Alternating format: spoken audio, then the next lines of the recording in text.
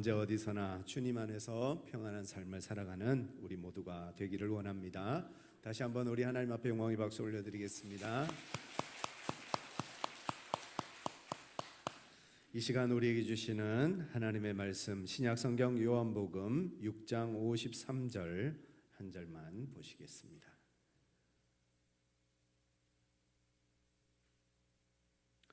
신약성경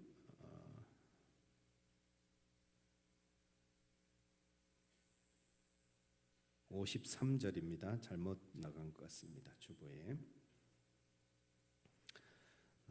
요한복음 6장 53절 같이 한번 읽겠습니다. 예수께서 이르시되 내가 진실로 진실로 너희에게 이르노니 인자의 살을 먹지 아니하고 인자의 피를 마시지 아니하면 너희 속에 생명이 없느니라.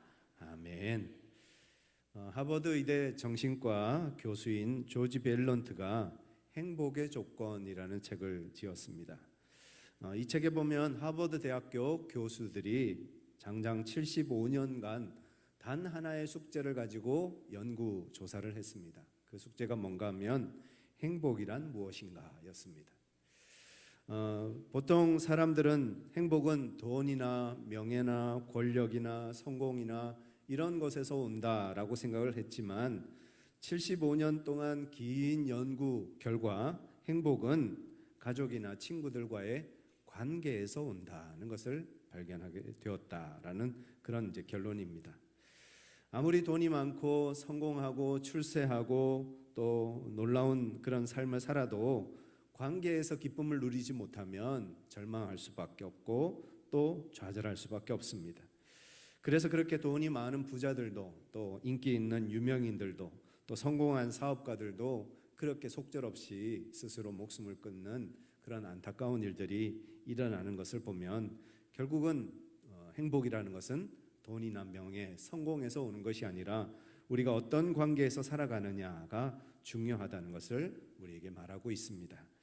세상에는 두 종류의 관계가 있습니다. 첫 번째로는 하나님과 우리와의 수직적인 관계, 두 번째로는 사람과 사람 사이에 수평적인 관계가 있습니다. 수직적인 관계와 수평적인 관계가 제대로 형성이 되면 행복한 삶을 살지만 그렇지 않으면 우리는 불행한 인생을 살아갈 수밖에 없습니다. 비록 많이 가지지 않았지만 이 수평적인 관계, 수직적인 관계를 잘 형성하고 살아가는 사람들은 매일이 행복하고 또 즐겁고 기쁨이 넘치는 삶을 살아가더라 하는 것입니다. 우리 청동제일교회 모든 성도님들이 다 행복한 성도들 되시기를 간절히 축복합니다. 저는 우리 교회 모든 성도님들이 다 그 행복 안에서 즐겁게 기쁘게 믿음의 삶을 살아가시는 우리 모든 성도님들이 되시기를 바라고요. 또 우리 주님도 그렇게 바라시는 줄 믿습니다. 그러면 우리가 어떻게 해야 행복한 교회, 행복한 성도가 될 수 있는지 오늘 말씀을 중심으로 함께 살펴보기를 원합니다. 첫 번째, 예수님을 만날 때 우리는 행복할 수 있습니다. 우리의 행복의 첫 출발은 예수 그리스도이십니다. 예수님 없이는 참된 행복이 없습니다. 왜냐하면 예수님이 행복의 근원이시고 행복의 첫 출발이시기 때문입니다. 예수님 없이 찰나의 기쁨을 누릴 수는 있습니다. 세상에 여행을 다니고 맛있는 것을 먹고 좋은 것을 구경하고 그러면서 찰나의 기쁨을 누릴 수는 있습니다만 그러나 그것은 찰나일 뿐입니다. 결국 금세 없어지고 말고 결국은 그것이 진정한 기쁨이 아니었다, 진정한 행복이 아니었다라는 것을 우리는 금방 발견하게 됩니다. 치유상담연구원의 정태기 박사님이 계십니다. 이분이 미국에서 공부하실 때 친구 목사님이 자기 교회에 와서 설교 한번 해달라고 부탁을 하셔서 그래서 설교하기 위해서 그 친구 목사님이 섬기시는 교회로 이제 가게 됐습니다. 교회에 도착해서 들어가려고 하는데 입구에서 청소하시는 분을 만났습니다. 그런데 한 대략 40대 정도 되는 아주 젊은 분이 청소를 하면서 너무 신바람이 나서 즐겁게 춤추듯이 막 그렇게 걸레질을 하고 있더랍니다. 그래서 친구 목사님에게 이렇게 물었습니다. 자네는 참 좋겠네. 참 젊고 훌륭한 관리 집사님을 두어서 너무 좋겠어 하고 얘기했더니 그 목사님이 하시는 얘기가 누구? 현관에 청소하시는 분. 그분은 관리 집사님이 아니라 바우서 박사야. 노벨 물리학상을 받은 분이야. 그리고 세계 물리학의 대가야. 그리고 대학 총장까지 지내신 분이야. 우리 교회 장로님으로 40여 년간 수고하셨고 얼마 전에 은퇴하셨지. 그때 이후로 주말만 되면 저렇게 신나서 청소를 하고 계시다네. 그리고 이분은 40대가 아니고 올해 나이 81세야 하시더랍니다.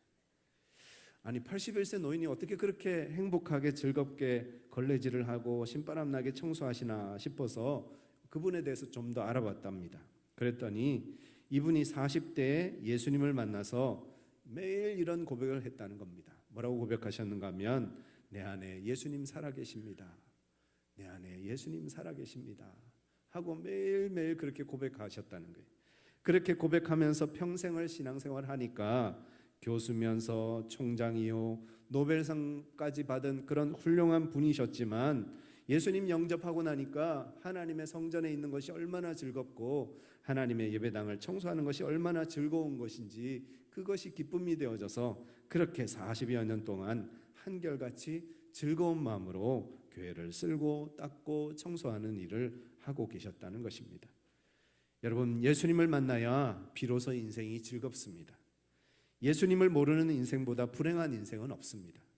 예수님을 만날 때 인생의 방황은 끝이 나고 영원한 행복이 시작됩니다. 커다란 유람선이 한 척이 있습니다. 이 배 안에는 생활하는 데 필요한 모든 것이 다 갖춰져 있습니다. 먹을 것, 마실 것, 입을 것, 또 부족한 것이 아무것도 없습니다. 고급 식당이 있고 화려한 사교장이 있고 넓은 수영장도 있고 쾌적하고 깨끗한 객실도 있습니다. 그리고 수십 년, 아니 평생을 먹고 지내도 될 만큼 많은 음식들과 많은 것들이 갖춰져 있습니다. 그런데 그 배 안에는 딱 한 가지 할 수 없는 게 있습니다. 그게 뭔가 하면 그 배에서 내릴 수 없는 겁니다. 여러분, 만약에 이 배는 이런 배가 있다면 그 배는 뭐가 될까요? 그 배는 어떤 배가 될까요? 화려한 감옥이 되겠죠. 그죠? 아무리 먹을 것이 많고 마실 것이 많고 즐길 것이 많고 누릴 것이 많아도 그렇게 자유가 없다면, 그리고 육지에 내려갈 수 없는 그런 자유를 부여하지 못한다면 그것은 화려한 감옥이 되고 말 것입니다. 우리가 이 세상에서 아무리 잘 먹고 잘 살고 행복하게 사는 것 같아도 예수 그리스도가 없는 인생은 감옥 같은 인생입니다. 예수님이 우리를 만나주시고 우리가 예수님을 만나야 진짜 행복이 무엇인지, 참된 행복이 무엇인지 우리가 알게 되고 그 행복을 누리게 되는 줄 믿습니다. 예수님을 만남으로 참된 행복을 누리며 살아가는 우리 모든 창동제일교회 성도님들 되시기를 간절히 축복합니다. 두 번째로 같이 한번 읽겠습니다. 두 번째, 예수님을 누릴 때 행복합니다. 달라스 윌라드가 지은 잊혀진 제자도라는 책에 보니까 신약 성경에 제자라는 단어가 269번 등장한다고 합니다. 그러면서 그리스도인이라는 말은 예수 그리스도의 제자가 되었다는 말과 같다라고 설명하고 있습니다. 그리고 신약 성경은 예수님과 예수님의 제자들에 관한, 예수님의 제자들에 의한, 예수님의 제자들을 위한 책이라고 말하고 있습니다. 예수님을 만났는데도 행복하지 않은 사람들이 있죠. 왜 그럴까요? 예수님을 만났지만 예수님과 동행하지 않기 때문에 그렇습니다. 어떤 사람이 고속도로 위를 열심히 차를 몰고 달려가고 있었습니다. 그런데 그날따라 반대쪽 차선에서 역주행해서 오는 차들이 자꾸 발견되는 거예요. 그래서 역주행하는 차를 피해서 그냥 간신히 피해서 겨우겨우 아슬아슬하게 위기를 넘겨가면서 달려가고 있었습니다. 그때 갑자기 전화가 울려서 받았더니 아내가 하는 말이, 여보 조심하세요. 지금 텔레비전 뉴스를 보니까 당신이 가는 고속도로 위에 어떤 미친 사람이 역주행하고 난리래요. 조심하세요. 그러자 남편이 대답했습니다. 안 그래도 오늘 미친 놈들이 한둘이 아닌 것 같아. 위험하니까 빨리 끊어. 하고는 또 열심히 운전을 해서 달려갔습니다. 어떤 상황인지 아시겠죠? 사람들은 저마다 자기가 어디를 향해서 달려가는지도 모르고 열심히 삽니다. 아무리 열심히 달려도 잘못된 방향으로 달려가면 결국은 멸망을 재촉할 뿐입니다. 진정한 행복은 방향을 잘 선택해서 가야 한다는 것입니다. 사람들이 왜 불안하고 조바심치고 안절부절하며 살까요? 방향을 잘못 선택했기 때문입니다. 우리가 예수님을 믿는다고 하면서도 왜 우리가 안절부절하고 두려움이 있고 걱정이 있을까요? 방향을 잘못 선택했기 때문입니다. 우리가 예수님을 믿는다면 예수님을 따라가야 합니다. 예수님이 걸어가시는 길을 따라 걸어갈 때, 예수님과 동행하는 삶을 살 때 우리의 삶에 평안이 찾아오고 기쁨이 찾아오고 진정한 행복을 누리게 될 줄 믿습니다. 참된 행복은 예수님 안에 있습니다. 우리는 예수님을 만나야 하고 예수님과 동행해야 합니다. 그래야 진짜 행복을 누릴 수 있습니다. 예수님의 12 제자 중에 가룟 유다는 예수님을 돈 받고 팔았습니다. 왜 그랬을까요? 예수님의 제자로서 예수님을 따르기보다는 자기가 가려고 하는 길에 예수님을 끌고 가려고 했기 때문입니다.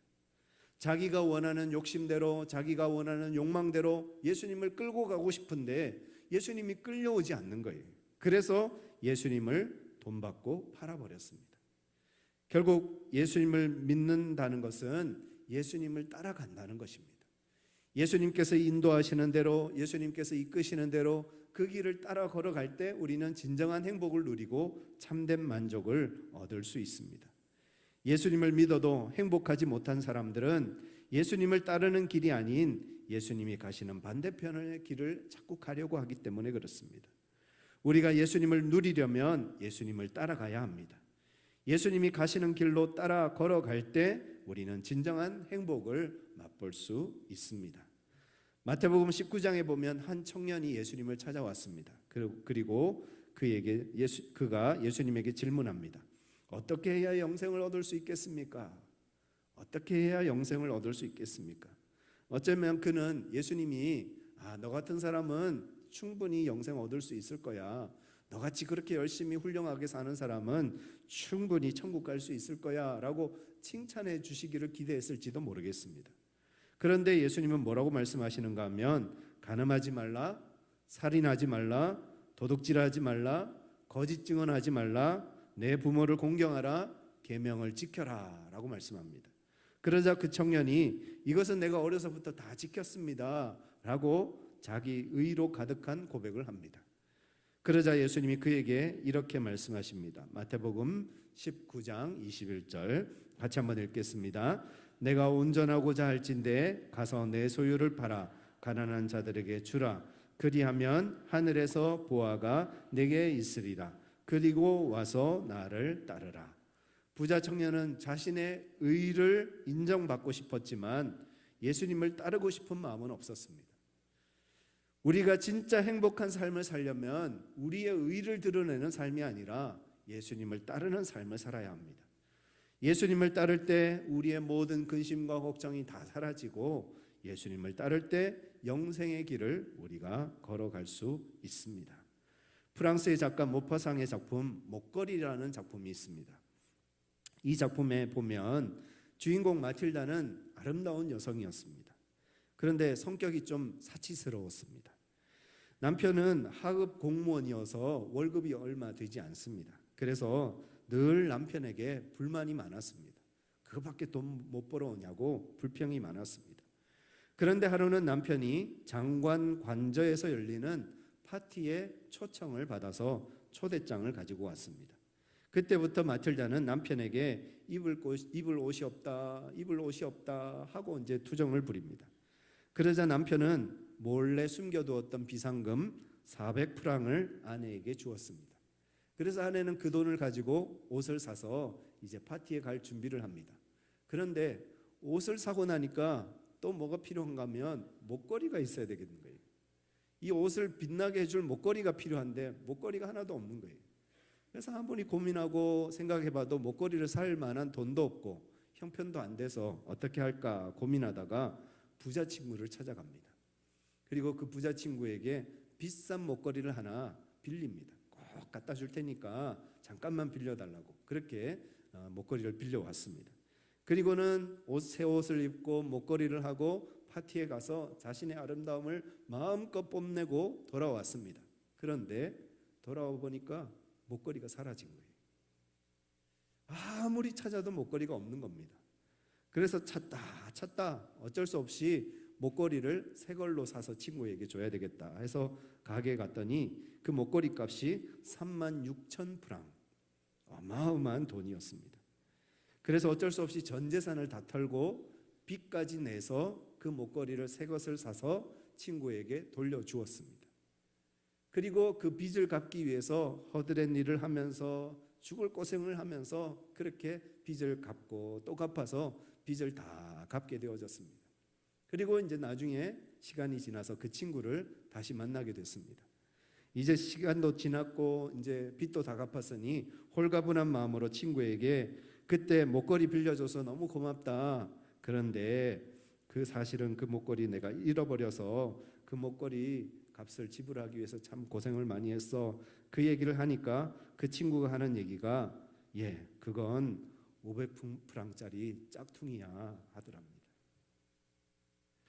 마틸다는 결국 가짜 짝퉁 목걸이 값을 지불하기 위해서 그렇게 고생하고 그렇게 험난한 시간들을 보냈던 것입니다.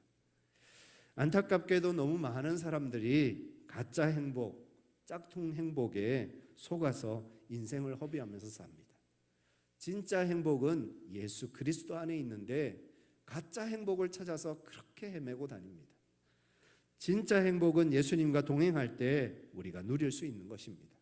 저와 여러분들이 예수님과 동행함으로 그 하나님께서 주시는 참된 행복, 참된 기쁨을 누리는 삶을 살아가는 우리 모두가 되기를 원합니다. 마지막 세 번째, 우리는 예수님을 전할 때 행복할 수 있습니다. 골로새서 1장 20절 말씀 같이 한번 읽어보실까요? 같이 읽겠습니다. 그의 십자가의 피로 화평을 이루사 만물 곧 땅에 있는 것들이나 하늘에 있는 것들이 그로 말미암아 자기와 화목되게 하기를 기뻐하심이라. 우리는 예수님의 피로 하나님과 화목하게 되었습니다. 예수님의 피로 하나님과 화목하게 되어져서 하나님과 우리 사이에 수직적인 관계가 바로 세워졌고 이제 예수님을 따라 걸어가는 행복을 누리고 살아갑니다. 그런데 하나님과의 관계가 바로 되었다고 해서 언제나 행복한 건 아니죠. 왜냐하면 우리가 수평적인 관계, 우리 이웃들, 우리 주변에 있는 사람들, 우리 가족들과의 관계가 바로 서지 않으면 하나님과의 관계가 아무리 바로 서도 관계 속에서 누리는 진정한 행복을 누릴 수가 없기 때문입니다. 폴 틸리라는 신학자가 인간은 경계선 위에 서 있는 존재다라고 했습니다. 다르게 말하면 인간은 위험한 줄타기를 하고 있는 것과 같다라는 말입니다. 우리는 자칫 잘못하면 떨어져 깨어지고 부서질 수 있는 인간입니다. 또 그런 인간관계 속에서 살아가고 있습니다. 서로 사랑하고 소중히 여기며 또 아끼면서 살아가야 될 관계들이 깨어지고 부서져서 서로 미워하고 비난하고 저주하는 그런 관계가 되는 경우들이 참 많습니다. 사랑해야 하는 사람을 평생 미워하고 증오하며 저주하며 살아가는 사람들이 있더라는 것입니다. 정신건강의학과 이호선 원장이라는 분이 쓴 글에 나오는 이야기입니다. 이 영란 씨라는 분이 계시는데요. 이 영란 씨가 오랫동안 한 사람을 미워했다고 합니다. 그 사람은 다름이 아니라 시어머니였습니다. 결혼하고 시댁에 들어온 날부터 시어머니는 하는 것마다 트집을 잡고 잔소리를 하기 시작합니다. 그래서 새벽같이 일어나 식사 준비하고 온갖 집안일, 농사일까지 도맡아 하면서 고된 하루를 보내고 집에 들어오면 또 시어머니의 잔소리를 들어야 합니다. 남편은 둘 사이에서 이러지도 저러지도 못하고 눈치만 보고 방관자로 한 발짝 물러서 있습니다. 그러다 보니 이 영란 씨는 항상 그 시어머니에게서 받은 스트레스를 누구에게 푸느냐? 남편에게 풀든지 아니면 아이들에게 스트레스를 풉니다. 한 번은 영란 씨가 첫 아이를 임신했을 때 복숭아 농사를 짓고 있던 시부모님이 썩고 또 못생긴 복숭아만 먹으라고 내주고, 또 이렇게 깨끗하고 좋은 복숭아는 다 시장에 내다 파니까 항상 이제 그 깨끗하고 좋은 복숭아가 한번 먹고 싶었답니다. 그런데 시부모님은 그걸 주지 않는 거예요. 그래서 한 번은 한밤중에 몰래 이렇게 이제 과수원에 들어가서 그 깨끗하고 좋은 건강한 복숭아를 하나 따서 먹으려고 탁 따려고 하는데, 누가 갑자기 나타났는데 보니까 망태기를 뒤집어 쓴 시어머니가 나타난 거예요. 깜짝 놀라서 혼비백산해서 이제 돌아왔는데 아마 시어머니가 본 것 같습니다. 다음 날 아침에 시어머니가 그러더랍니다. 간밤에 복숭아밭에 도둑놈이 들었더라 하시더라고요. 그 말이 이 영란 씨 가슴에 얼마나 비수처럼 꽂히는지, 그게 상처가 돼서 평생 잊혀지지 않는 거예요. 특별히 우리 여성들은 아시겠습니다만 임신했을 때 받은 상처는 평생 지워지지 않잖아요. 그 상처를 가지고 분노하면서 미워하면서 그렇게 시어머니를 향한 그런 분노의 마음을 가지고 그렇게 살아갑니다. 영란 씨가 60이 넘었고 시어머니도 많이 늙으셨지만 두 사람의 관계는 여전히 치유가 되지 못하고, 그 시어머니는 끝까지 잘못했다는 소리를 하지 않으시고, 영란 씨는 한 번도 시어머니에게 용서를 구하는 말을 하지 않고, 그렇게 두 사람은 가족이면서 남남처럼 살아가고 적과의 동침을 하고 있었다 하는 그런 이야기였습니다. 관계의 불행을 끝내려면 관계 회복을 위해서 노력하고 또 대화하고 만나고 이야기하고 이런 것이 굉장히 중요합니다. 그러나 그걸로 해결이 되지 않는 경우들도 있습니다. 아무리 용서하려고 해도 용서가 안 되고, 아무리 사랑하려고 해도 사랑이 안 되는 경우들이 있습니다. 그저 미움과 분노의 마음을 가슴에 품고 그냥 묵인하고 참고 방치하면서 살아가는 경우들이 있다라는 겁니다. 그렇게 피해자는 자신을 괴롭히는 가해자를 미워하고 평생 원망하면서 살아가고, 또 자신을 그렇게 힘들게 하는 그 가해자를 미워하는 자기 자신을 또 미워하고, 그렇게 살아가는 삶을 사는 인생들이 참 많습니다. 그 미움과 원망의 감정은 항상 또 다른 약하고 또 낮은 곳으로 흘러서 가족들을 괴롭히고 힘들게 할 때가 있습니다. 요한 1서 1장 7절 말씀 한번 같이 읽겠습니다. 그가 빛 가운데 계신 것 같이 우리도 빛 가운데 행하면 우리가 서로 사귐이 있고 그 아들 예수의 피가 우리를 모든 죄에서 깨끗하게 하실 것이요. 오늘 말씀의 제목이 피로 회복입니다. 피로를 회복한다는 것이 아니라 예수님의 피로 회복되어진다는 겁니다. 예수님의 피는 우리를 관계의 어둠에서 벗어나 관계의 빛 가운데로 우리를 인도해 갑니다. 예수님의 피는 다툼과 싸움과 미움과 원망의 관계에서 우리를 사랑과 화해와 회복의 관계로 이끌어 가십니다. 예수님의 피는 우리를 죄와 불행에서 건져내셔서 진정한 화해와 기쁨과 행복의 길로 우리를 인도해 가십니다. 그러면 예수님의 피가 어떻게 우리의 관계를 회복시켜 주느냐? 첫 번째, 예수님의 피, 예수님의 보혈의 은혜를 깨달은 사람은 하나님의 사랑과 하나님의 용서를 경험하기 때문에 그렇습니다. 우리가 예수님의 피, 예수님의 보혈의 은혜를 경험합니다. 내가 예수님의 피로 깨끗함을 얻었고 내가 하나님의 자녀가 되었다라는 것을 깨달아진 사람들은 그동안 자기를 기만하고 자기를 비하하고 자기를 저주했던 그 자의식에서 벗어나 자기를 하나님의 눈으로 사랑할 수 있는 그런 마음을 갖게 된다는 겁니다. 예수님의 피가 우리에게 충만하게 덮어질 때 우리의 마음속에 있었던 자책감, 원망, 미움 모든 것들이 다 사라지고 나는 하나님께 사랑받는 존재야. 하나님은 나를 사랑하셔. 내가 어떤 순간에도 내가 어떤 잘못을 지어도 하나님은 나를 긍휼히 여기시고 하나님은 나를 끝까지 사랑하신다라는 것을 깨닫게 되어집니다. 그래서 자존감이 회복되어지고 자기를 사랑하게 되어지고 또 미움 받을 수 있는 용기를 가지게 되는, 그래서 상처받지 않은 용기를 가지게 되어지는 그런 담대한 믿음을, 담대한 마음을 가지게 되더라는 것입니다. 그렇게 자기 감정을 책임질 수 있는 내면의 힘을 가지게 되어지면 다른 사람들을 더 사랑할 수 있게 되어지고 다른 사람을 용서할 수 있는 마음을 가지게 된다는 것입니다. 이 시간 예수님의 보혈이, 예수님의 피가 저와 여러분들의 마음을 충만하게 적셔 주시기를 간절히 축복합니다.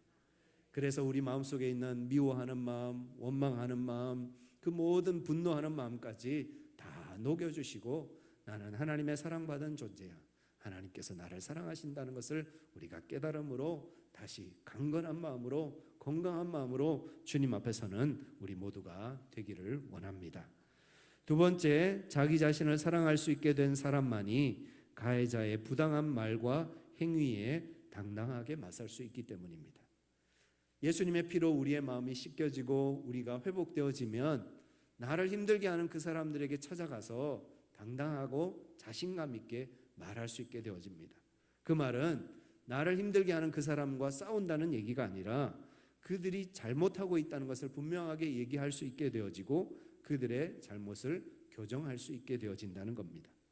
만약에 가해자가 태도가 바뀌지 않고 여전히 불의한 말과 행동을 하더라도 피로 회복된 사람은, 다시 말해서 예수님의 보혈로 마음이 씻김받고 치유받은 사람은 더 이상 상처받지 않고 상황에 의연하게 대처할 수 있는 능력을 가지게 된다는 것입니다. 마지막으로 이 모든 상황을 하나님 앞에 맡기고 자신이 걸어가야 할 길을 당당하고 자신감 있게 걸어갈 수 있게 하시는 것이 예수님의 보혈, 예수님의 피의 능력입니다. 그 예수님의 피로 회복되어지는 저와 여러분들 되시기를 간절히 축복합니다. 예수님의 피로 씻음받은 사람들은 깨어지고 부서진 자아상을 걷어내고 건강하고 튼튼한 자아상으로 회복되어집니다. 그렇게 건강하고 튼튼한 자아상을 회복한 사람은 또 다른 상처받은 사람들, 또 다른 아픈 사람들을 위로하고 치료하는 일에 쓰임받을 수 있게 될 것입니다. 개척교회를 섬기는 한 목사님이 계셨습니다.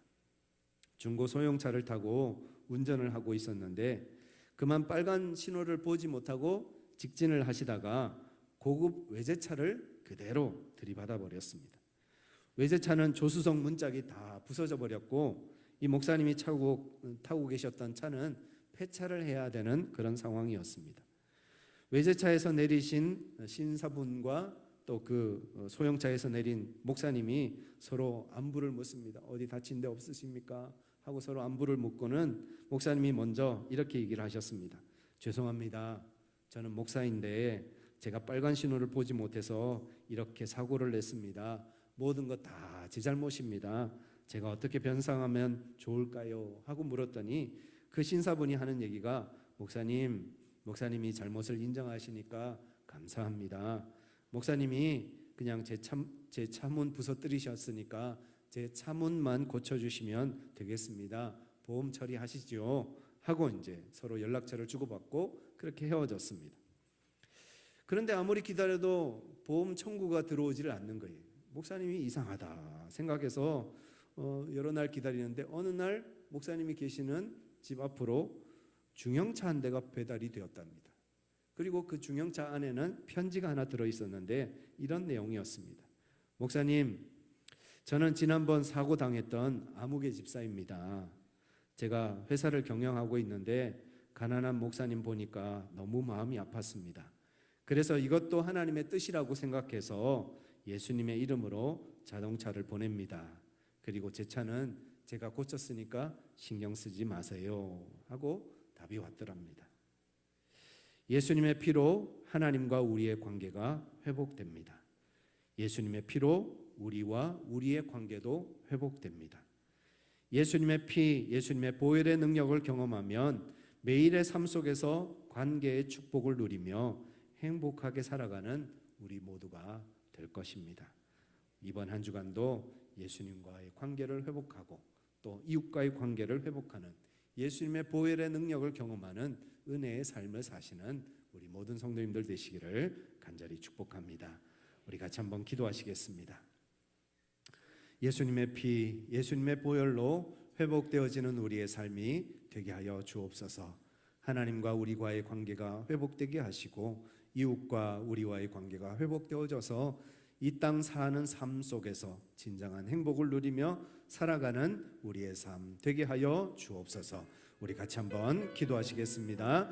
사랑과 은혜가 충만하신 아버지 하나님, 오늘도 우리를 주님의 은혜 안에 예수님의 보혈 안에 있게 하심을 감사합니다.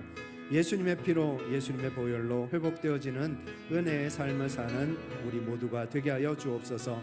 하나님과 우리의 사이의 관계가 회복되어지게 하시고 이웃과 형제들과의 관계가 회복되어지게 해주셔서 하나님께서 허락하신 이 세상의 삶 속에서 참된 행복과 참된 기쁨을 맛보는 은혜의 삶을 사는 우리 모두가 될 수 있도록 주께서 함께 하시며 인도하여 주시옵소서. 존귀하신 아버지 하나님, 예수님의 피로 하나님과 우리 관계가 회복되었습니다. 예수님의 피로 우리와 우리의 관계가 회복되게 하여 주옵소서. 예수님의 피로 우리의 삶이 하나님이 허락하시는 진정한 행복으로 충만한 삶이 되게 하여 주옵소서.